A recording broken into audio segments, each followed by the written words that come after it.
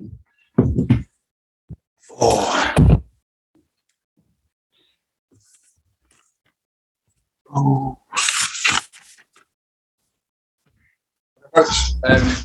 will welcome back and we will go through our usual process. We'll do our first section. None of it's live. First section will be under embargo until it's finished. We'll go through our broadcast rights holders in sequence. And then after that, we will do an embargoed section for the dailies for 10:30 and 7:90 onwards. So we're going to start with Rob Dorset, Sky Sports News, please. Thanks, Anthony. Hi, Brendan. How are you doing? Hi, Rob. Good afternoon. Good to see you, mate. Can I ask you first about Wesley Fofana? Yes. Horrible injury that he got, but he's put a positive image of himself in hospital on Twitter. How's he doing? What's the latest? Yeah, he's doing very well. He's back home, or coming back home, and he's in great spirits. As imagine it's something that was hugely disappointing for him and for us, but he's had the operation, gone very well, and he's just now just all about his recovery. So but he's in good spirits. And we'll look forward to seeing him in a few days when he can come in. Is it still far too early to get any indications of how long he's going to be out for? Yeah. I think these injuries can be between 4 to 7, 8 months. So we just have to wait and see in that. But with these ligaments and what was seen then, it's probably going to be a little bit longer. But still very early. Can I ask you about Yannick Vestergaard? I mean, it's been made pretty clear to us that you do want some cover with the injury to Fofana, and we've been told that things are progressing with Southampton over Vestergaard, and maybe even a fee's been agreed. What can you tell us? Yeah, no, clearly there's been contact by the clubs. There's nothing finalised as of yet, but as soon as that happens, and hopefully it does, then we'll be able to confirm that. Is he up in Leicester at the moment? Yeah. Okay. So do you hope that it could possibly be done in time for him to play Saturday, or?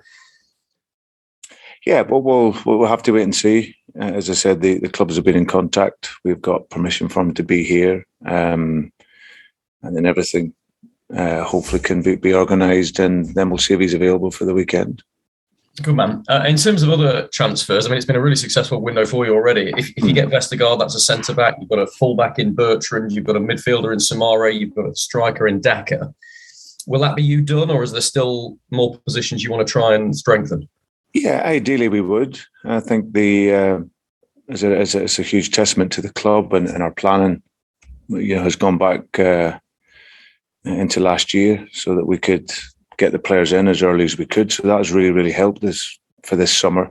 Yeah, we would like to add more if we could, and we'll see how the market goes over the next few weeks. So we know what we would like, whether we can get that type of player or whether we can afford to get that type of player. We have to wait and see. But we would like to do something more. Well, could I ask if that might be a winger? We shall see. Good man. Speaking of transfers, there's been a really big one in the last couple of days. Lionel Messi going to PSG. Brendan, what do you make of that? Is there a little bit of disappointment as the football purist that you are that he's not going to be playing in the Premier League?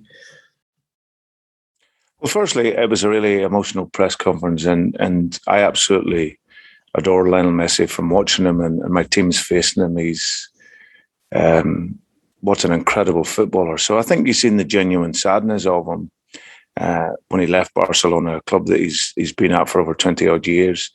Went from being a boy to a man and being an absolute hero there.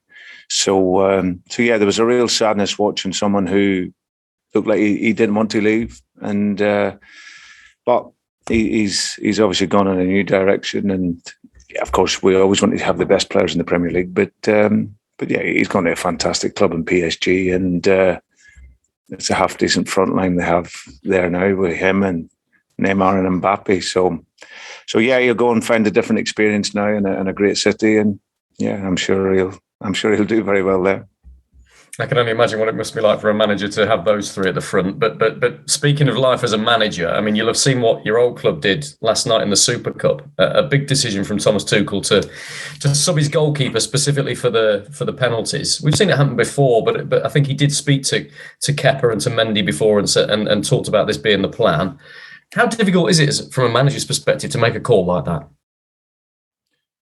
Well, it is, but I think that it's a great credit to Thomas, and you've seen the keeper himself that came off. So it was clearly in the plan. It's not something that he's just done off the cuff. I think he said it himself, all the statistics and all the analysis and all the work that all the guys do behind the scenes told him that he was, that Kepa was the guy that was best statistically in saving penalties.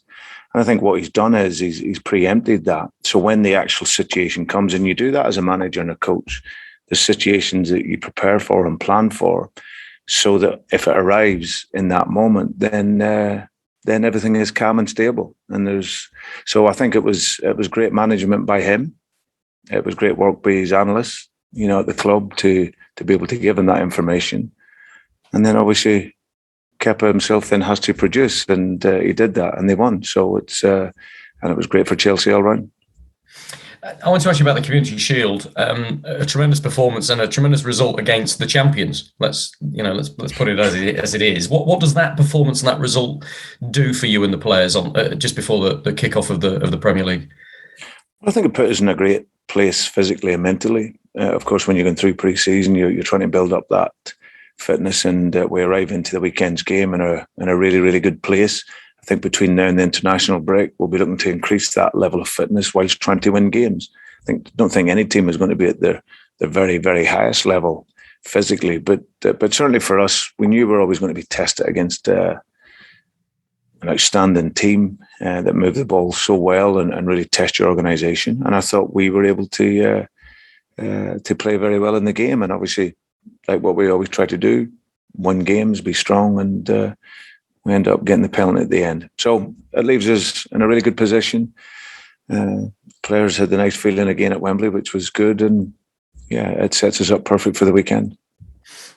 The team made history last season, winning the FA Cup and fifth in the Premier League. How do you top that this season? Well, firstly, you can't lock yourself into the past. That's first and foremost. I think what we've done is we have a memory of the FA Cup now that and an achievement that's going to bind us all together for the rest of our lives. The players, the management, supporters, an incredible day, and to create that history was amazing. However, it's long gone. It's in the memory, and now you have to keep looking forward. And for us, it's, as I said, not locking ourselves into that moment, but really getting ready for a really exciting future that we have as a squad.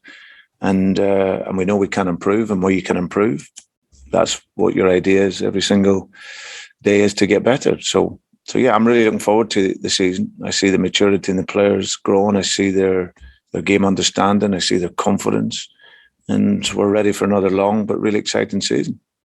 Good man. I'll let the rest of the guys talk to you about Wolves and the team news and that sort of thing. I just want to ask you one last one, Brendan, if that's okay. Yep. Your old club Chelsea have strengthened. Looks like they're going to get Romelu Lukaku as well. How do you see the battle at the top now? You guys are on the fringes of it, but do you see it as a three-way battle for the title? Chelsea, City, and Liverpool? You just never know, Rob. I think the teams that you mentioned, Chelsea already, super strong squad, very talented manager, and then you add to that Lukaku's, been a phenomenal striker. And so he's going to give them something. Manchester United have strengthened. Jordan Sancho's a outstanding talent. Varane, if he's in officially, then that'll be very good. His experience, and it was really going to help them. Manchester City have bought for me a world-class talent who will go and demonstrate that at the very highest level with already a world-class squad. And then you have Liverpool, who an incredible club with a brilliant manager again, and outstanding players who are getting players coming back. So it's going to be tough. It's going to be super competitive, I'm sure, and then everyone else is fighting to be on the coattails. Good man. Best of luck, Brendan. Cheers. Thank you. Okay, let's go to Naz Prenji for PLP, please. Hi, Brendan. You okay? Hi, Naz. Yeah, good. How pleased are you with the way the new signings have settled into the club? Because that's got to be a big factor, hasn't it, when you bring in those new players? Yeah, I think I always allow that first season for the adaptation, some will come in and adapt very, very quickly to not just the football, but the life in general. So, and you always get someone come in and adapt straight away. So, but we're really, really pleased with the three that we've brought in. Ryan, with his experience and quality, is going to be huge for us. Not only that, he's going to really be a great mentor for Luke Thomas, who's a big talent as a young player. And then, like you say, the two boys, Bubba and Patson, coming in full of enthusiasm, full of power, technique, strength, and they just fit well into the spirit of our group. So, yeah, I'm excited to see them and see them help us over the course of the season. It was a nice cameo, wasn't it, from Patson? And we saw glimpses in pre-season and beyond that with what he can bring to you and the team. Yeah, I thought him and Kelechi come into the game last weekend and continued with that thrust. And we wanted to win the game, of course. So they come in and they brought us that energy and power. And yeah, Patson plays on the last line, so he's always looking to get in behind. He's got great pace, and when he normally gets in there, he finishes. So having him to add to Jamie and Kells will really help us this season. It could be an emotional one against Wolves, potentially with Raul Jimenez back for them, and obviously they're under new management. What have you made of the changes there, and what are you expecting? Well, no, clearly he's done a brilliant job in his time there, and obviously moved on in a different direction. They brought in Bruno, another manager that they clearly the hierarchy know very well. Done really good things at Benfica. He's coming into the Premier League, which he will thoroughly enjoy. It's the most competitive league in the world. He's normally played mostly 4-4-1-1 in his time away, and I think he played that in his first few games in pre-season, and they've gone back a lot more to 3-4-3 and how they've been playing. So yeah, but all our games against Wolves have been tough since I've come to here. They've been very tight, and I would expect this one to be tight as well. And in terms of having Harvey Barnes back as well, he was back with a bang after that injury, wasn't he? Yeah, he's such a huge player for us. He's not obviously up to speed physically as of yet, but just to have him back, you see him in training and in the 1v1 situations, and he's just constant. He just gives you such a threat. So yeah, I thought he did well, really well in the game last weekend, and day by day he's getting physically better. So he's one of the top young players in this league, and this, I'm sure, will be a really exciting big season for him. Rob sort of mentioned it earlier. How much are you enjoying seeing this squad and this team develop? You've got a real nice mix of youth and experience, and each sort of season they seem to be progressing further, and that's got to be surely enjoyable from your point of view, managing them. Yeah, it's why I do the job now. My priority is always teaching players, helping them grow, helping them develop, creating a culture and a standard of performance that allows them to keep pushing, never to be content.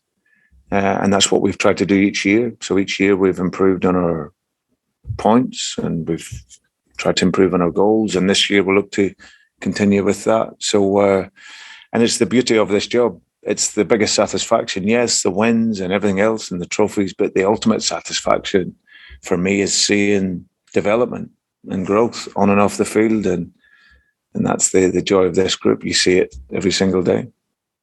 Brilliant. Thank you, Brendan, and best of luck for the weekend and the season ahead. Cheers. Thanks, Naz. Jason Bourne, please. Talk sport. Cheers, Anthony. Thanks. Well, let me just get my notes up here. Afternoon, Brendan. You've mentioned Yannick Vestergaard there. What has sparked your interest in him? I know, obviously, you've got one or two defenders out, but what is it about him that's sparked your interest, and why you want to bring him to the club? Well, I think without getting into too much detail before Yannick is confirmed as a signing, Jason, I think it was pretty clear we needed a centre half. That was probably what sparked the interest, to be honest. We were very light in the area, I think I said in the last time we probably spoke. So it's a great tribute to the club that we could get our work done very quickly and look to see if we can sign a player of quality. So, but once we have that done, then of course I can speak much more on him. Indeed. Just on the transfer market itself, though, Mikel Arteta was speaking a little bit earlier, just one of his quotes. We're talking about probably the most difficult transfer market in this industry for the last few years, and we are trying to adapt. Do you recognise any of that? Do you find this an extremely difficult transfer market as Leicester City? I mean, this is even with some clubs spending hundreds of millions of pounds, Manchester City, Chelsea, and Manchester United. Yeah, I think for the majority of clubs, Jason, it is a really tough market. Of course, there is the ability for clubs in the Premier League to spend money, and of course, some will be able to spend more than others. Our circumstances is different. You know, we always have to have, you know, our success really is built around planning, innovation, and common sense, and we don't look beyond those three aspects, whether it's in recruitment or managing the team. So we have to have a common sense approach. We know we need it to improve, but of course, the pandemic will have hit many clubs and like ourselves. So it's a difficult market, and it will be for most, but there will be exceptions to that. And and if teams can spend the money that some have, then it's good luck to them. Rashid Ghazal and Dennis Pratt not involved at the weekend in that Community Shield game at Wembley. Are they going to be part of your plans going forward? I know Rashid's been linked away, Dennis Pratt's been linked away as well, but are they going to be involved with you going forward this season? Rashid is someone that most definitely will look to move on. I have to pay testament to him. He was back here. He was in his the pre-season, and he was excellent. Attitude was really good. Model professional. But he's at the stage in his career where he's been out on loan playing, and he wants to continue playing. So he obviously wasn't involved. And Dennis is someone who he'd returned later from pre-season training, so we didn't involve him in the game. Where it ends up for Dennis over the next few weeks remains to be seen. You know, if he's still here, he's obviously a very valuable member of our squad, but naturally he's an experienced player and probably wants to play that little bit more. But in the meantime, he's here. He's a good guy. He's available, and he'll be ready for us at the weekend if we need him. It's going to be the first time at the King Power since March last year when fans are going to be out, not just in a few thousand, but 30,000 hopefully this weekend. How special is that going to be? Very, very. It's just been so nice over the last few games that we've had, both in pre-season and at the end of the season, having supporters in, but then to actually, you know, we sampled a little bit of it against Villarreal. What was it, about 17,000 there, and the atmosphere was absolutely brilliant. So to then get a full house, that'll really give the players a great boost, and obviously us all. So hopefully we can start off with a win, a full house, and we'll get us off to a great start in the season. And it is the opening weekend of the new Premier League campaign. Excitement, new beginnings. What excites you, especially about maybe that first game of the season, Brendan?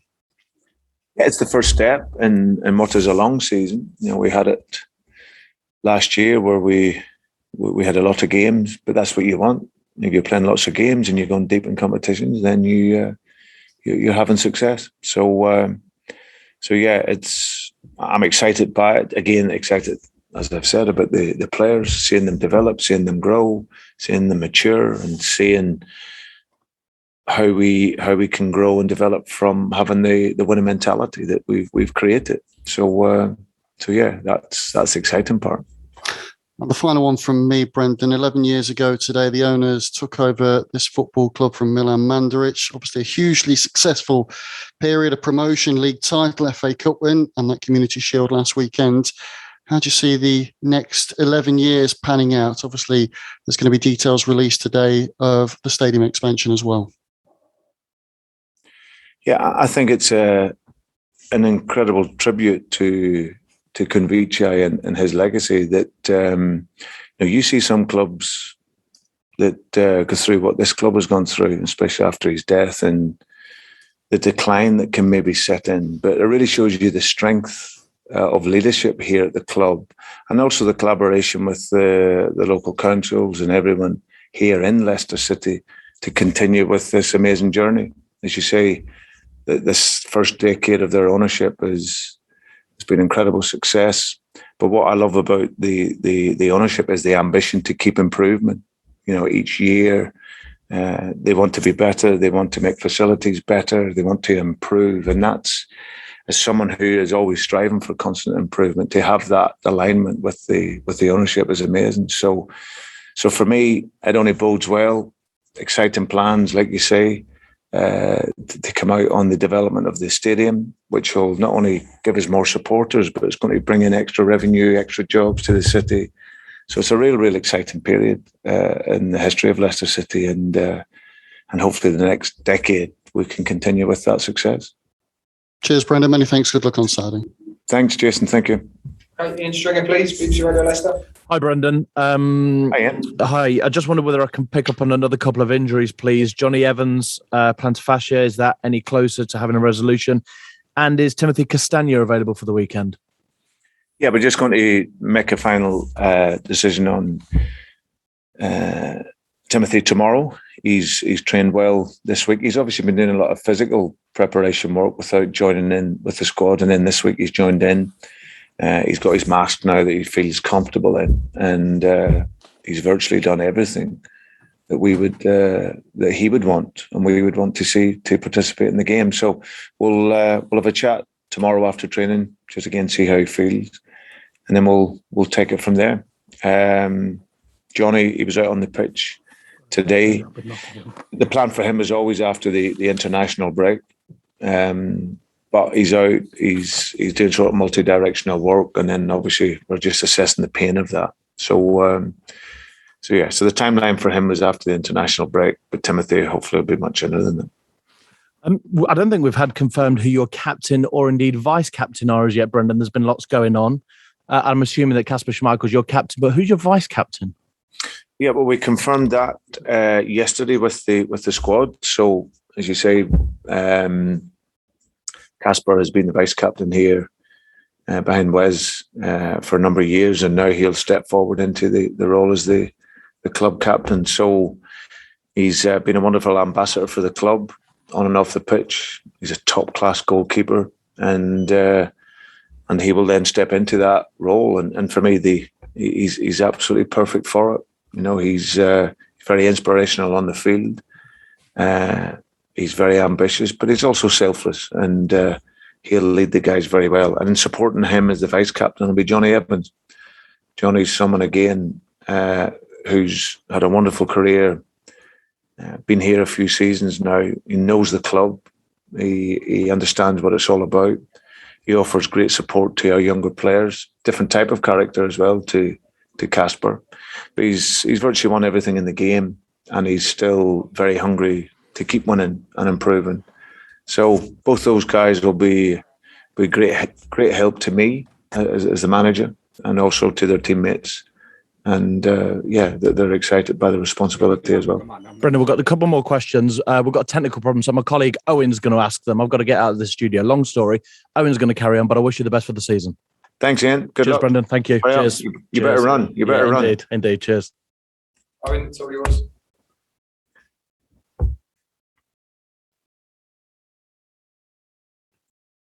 Owen, you with us? He's on it as well. Just while Owen's getting sorted out, I think Mark from ITV, did you have a question on stadium, Mark, that you wanted to ask?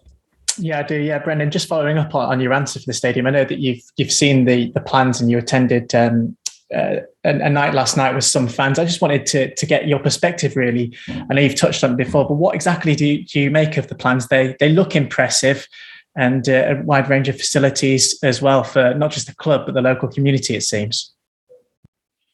Yeah, it's a really exciting when I seen the images last night, and looking into the future, I obviously hope I can be here to see it. Firstly, it's always nice when you see all these great plans, but hopefully you're good enough to be here to see them finished. But now, secondly, I think it's like I said, for Susan Whelan, who's obviously